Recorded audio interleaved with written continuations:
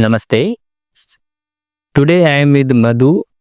He is also a YouTuber and his YouTube channel is Madhu Devotional Traveler. You can visit. He's especially the Telugu YouTuber. I know some of my audience are from Andhra Pradesh and they speak Telugu also. You can check his channel and subscribe him also because he travel and visit different temples. He have visited more than 100 temples and recently he have also visited Kumbh Mela. So my questions in this podcast is related to temples and Kumbh Mela and spirituality, something like that. So my first question is, you have visited more than 100 and more than 100 temples. Why you visit temples? First, a childhood, I am not that much temple person. Okay. After completing my studies, when I see the temple, we can the people will say this temple is built by Cholas or this temple will be built by someone. So at that time, always my mind will say, what happened the years back? 300, 400 years back, what will happen? So after that, after completing my studies, I wear Swami Mala, Shabarimala Ayyappa Mala. At that time, I listened so many pravachanas of my guru in Telugu language. He do pravachanas. His name is Chaganti Koteswara Rao. So by hearing his pravachanas, I got to understand what is our India, what is our culture, what we are. So after that, so my interests are completely ancient side to know about the Sthala Puranas for devotees like Lord Shiva, what happened. So after that, to knowing about the Sthala Purana of the particular temples, like that.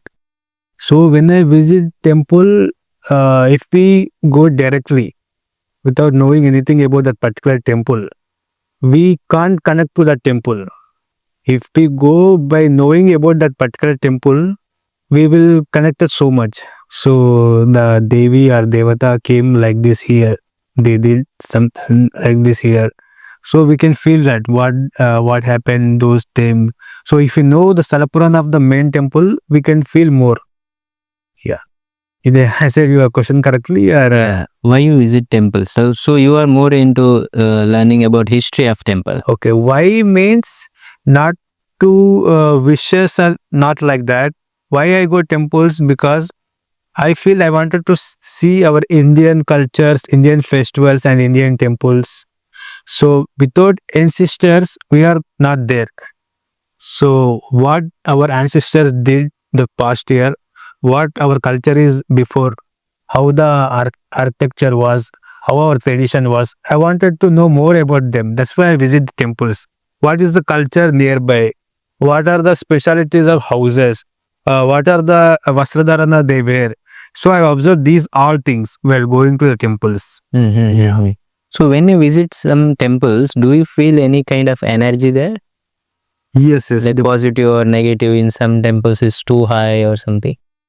So energy, maybe I am not that much able to value it, but I feel positive when I go some temples. Today I am coming from Mukambika temple. I felt like I am in the lap of mother. So in the right time, the bus is waiting for me. After the going to temple, the right place I stayed, just 50 meters away from the temple. After going inside temple also, all positive vibrations. So how can I say, if you go some temples, automatically the nature will connect to right people. Like today I am here. Because of the nature support only, I am here, I feel. So those kind of feelings I get normally when I visited temples, the right information sometimes, the right connections sometimes. Like that we can't explain some deeply, but the positive energy, we can feel the energy like that. So I am traveling regularly to temple from 3 to 4 years. To all right people I am connecting. So in this journey from 4 days I am traveling. I started from Hampi, then Gokarna. Gokarna person, the person I met in Kumbh Mela actually. Oh. So in Kumbh Mela, luckily the person is one of the pujari of is belong to pujari family of Gokarna. Okay, okay. His home is just beside of main temple. Okay. So this is the connections the nature made. So luckily, I touched the Shivalinga. I prayed with priest. Everyone is normal. All people are stopping outside. Luckily I got choice to go inside the main temple with priest. I touched the normal other people can't touch some places. So nature is making that situations. If we do the dharmic way, if we think the dharmically, if we being every time, not only visiting temples, whenever all time, our living style will change. Like if we live dharmic way, nature will compulsory help us. Yeah, that will automatically help us. That's the thing I observe when I travel to the temples. Yeah. So you have visited Kumbh Mela. How you felt there? Like, what was the feeling? What kind of energy you felt there? To be honest, Kumbh Mela, I went with a group. With my friends, I went. Just I wanted to witness what is Kumbh Mela is. The energies, I can't say. We travel, we just experience whatever happening in front of me. We didn't observe energy kind of things. But everything was good. But the Kumbh Mela is there for a reason. It would be good. Yeah, because of these things, our culture demolishing. By indirectly, some people are demolishing our cultures. Everything. The Kumbh Mela should be there. Some unity. So what I observed in Kumbh Mela is we can see whole India at one place. If we walk on the streets, the what we can say sectors and the roads of Kumbh Mela, here you can see Rajasthani people, here you can see Bihari people, here you can see Telugu people. So all cultures, all people you can see in the one place in Kumbh Mela. The energy is in a spiritual way. Maybe I am not that much able to grab it. So this is what I observed there. Yeah. Whole Indian is there. Where's world is there? You can say even for. Yes, sir. It is also there. Yes. So do you read any scripture or something? Mostly reading, I told you, no, mostly I will listen. Satsang kind of. Satsang kind of pravachanams I listen. Mostly I listen lot of pravachans, a lot of, in my luckily in Telugu people, we have Chaganti Koteswara Rao garu. So many young people are changing their mentality. Not attracting that what we can say Maya. How to detach with Maya, how to not high level of spiritual way. Maybe just they are at least trying to do some good habits, trying to maintain some good things, trying to follow some good people, try to avoid some bad habits. The way they are, people are coming forward like that by reasoning of good pravachanas. Mm-hmm. Tell me more about your guru. Who is he? His history or something. Guru garu name is Chaganti Koteswara Rao garu. He do pravachanams in Telugu in very dharmic way. He won't tells his own stories. Never tells his own stories. He always says what our Vedas said, what our real history says. He don't say anything what he thought, what they are written in Vedas and only what they are written in Puranas only. He will explain in good way, easy way. Normal people can understand. That's why he is very popular in Telugu language. Yeah, you have visited many temples. Which are your most famous? Which you like the most? Which are your favorite temples? Favorite temples. I wanted to say I am open to everyone, all gods. Yes. I will respect all gods, but I don't know. Automatically, while traveling temples, I am more attracted to Shiva. That I can say. Wherever I go, I can feel the Shiva. Luckily, see, by doing all these good habits, luckily I got some good connections of Chidambaram Dikshitars also. One of my friends is Chidambaram Dikshitar. I met him online only, but now we are good friends. He is a very good person. They are helping ancient temples more than 100 in near Chidambar area. So luckily these connections I have. In 3 years, I went like one temple like 7 times, like 8 times, 6 times, 5 times. All are famous temples only. Chidambaram is a very big temple, the birthplace of Nataraja Swami. So some always Chidambaram pulls me there. I went to Chidambaram many times. Arunachalam, people call Tiruvannamalai, Tirupati. These are my Favorite. Madurai Meenakshi also. After hearing the story of Madurai Meenakshi Amman temple, I went there actually. What is the story? Can you share? Even Temple story. no, yeah, I have not. I have visited Madurai Meenakshi temple, but I don't know the story. What you heard ever? What I heard about it, before she, in the Madurai city, in ancient days, she born as a normal avatara. She walked the whole area of Madurai. She born like a three sthana of a woman. She born in fire actually, in fire. So his father do actually putra kamishti yogam, but putra means boy, but female will come. They will little disappointed with female baby came. She came with Tristana. So with that time Akashavani said, when the right person meets to this baby, that the third sana will disappear. So Meenakshi Amman is a warrior in Madurai. In childhood only she learned everything, like weapon training, everything. She destroying.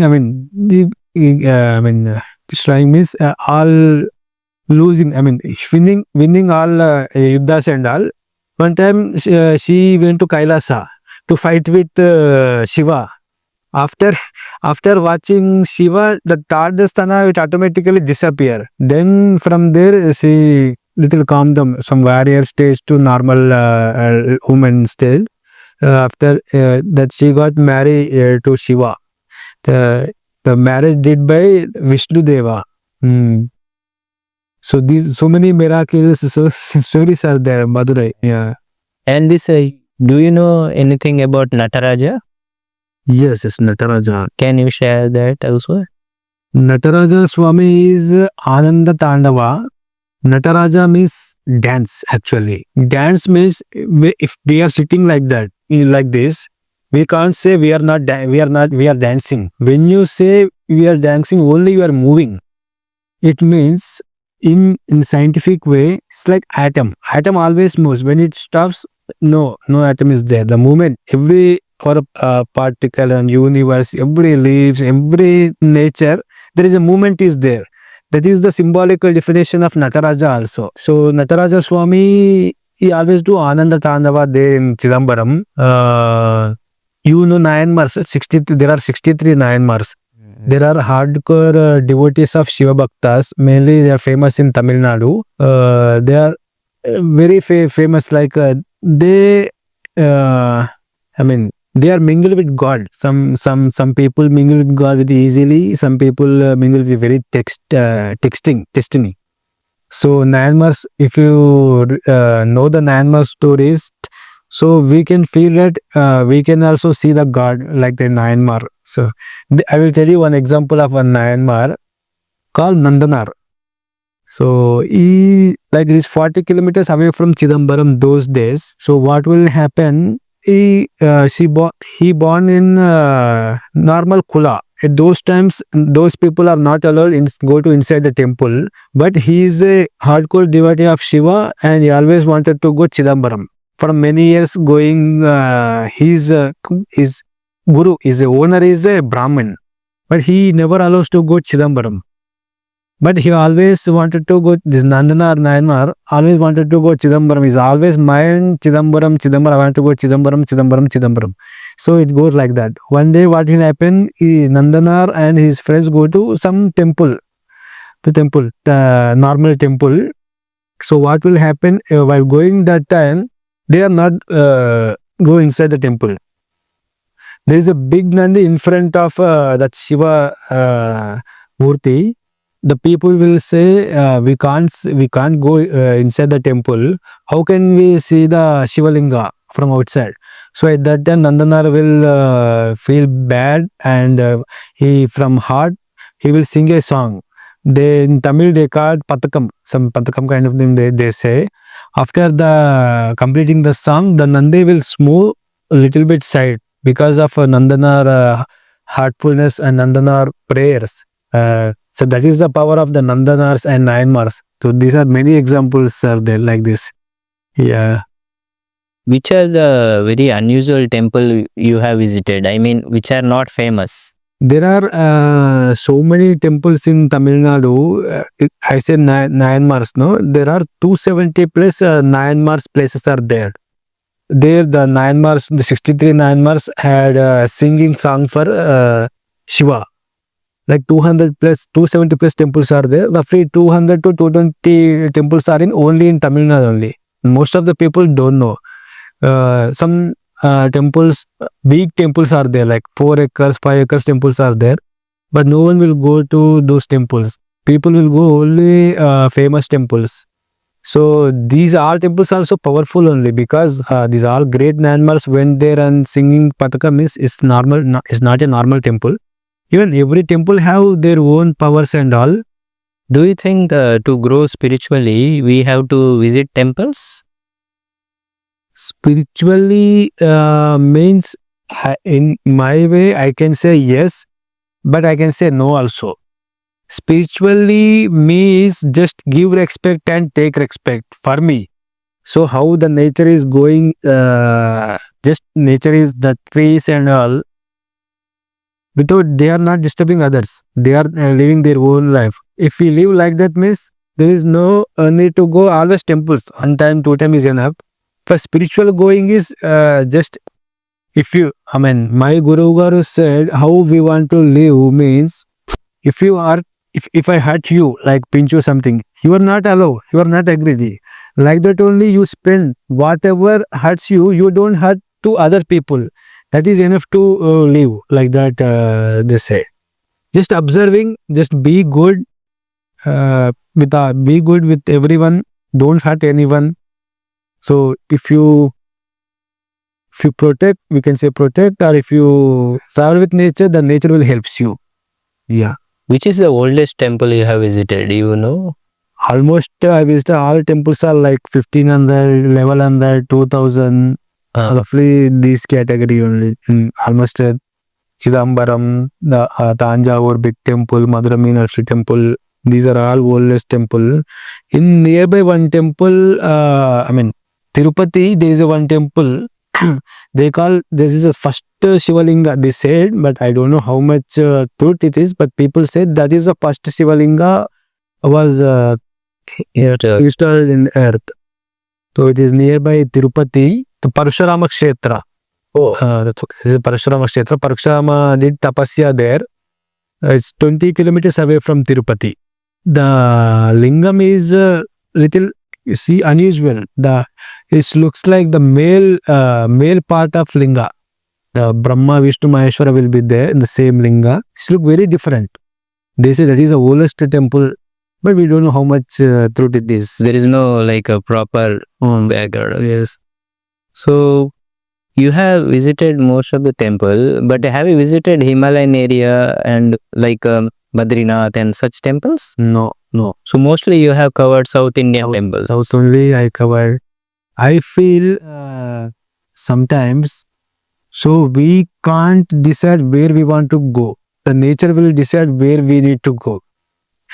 After that, because I am from 3 years, I am trying to come this area, Gokarna area. It's not happen. I am always going to Chidambaram or Tamil Nadu area. It's not in our hands. Complete nature. When the nature allows to see or be there, at that time only we can go there. Yeah. I have visited some like South Indian temples, especially in Tamil Nadu and all. Very huge temple and very amazing architecture. But in India, most of the traveler go to Taj Mahal because they see something miracle there. But personally, I feel like these temples are very nice, not much glorified. Do you agree with that? Just temples are not, I mean, what I observed by going from 2-3 years to temple, temples are not only for praying, not only for spirituality. That is, temple is like it's a business tala, the marriages, because there is no internet before. The thousand of beer, that is a bazaar. That is a flower market, where the vegetables we can buy. The temple is like an education system completely. So how the small people should be, I mean, what should they do? How the medium, yeah, young age people do? How the old people do? The sculptures also different heights. The different sculptures also will be there. We can see temples are also like Vastu Shastra. They have Vastu Shastra and they have water control, drainage control. Those days, they, even though now some temples we can see exactly the sunrise will fall on the main deity and all. So they know everything before. Temples are not for only praying. They, if we read it, if we observe it, there is a lot of things up there behind the temples. Yeah. That's it for this podcast. He is also a photographer, and you can check his photos on Instagram. His ID is like Madhu Clicks or something. Madhu Clicks. I will post the link in description of this video. Also, his YouTube channel, Madhu Devotional Traveler, can experience temples in that channel. Thanks for watching and namaste.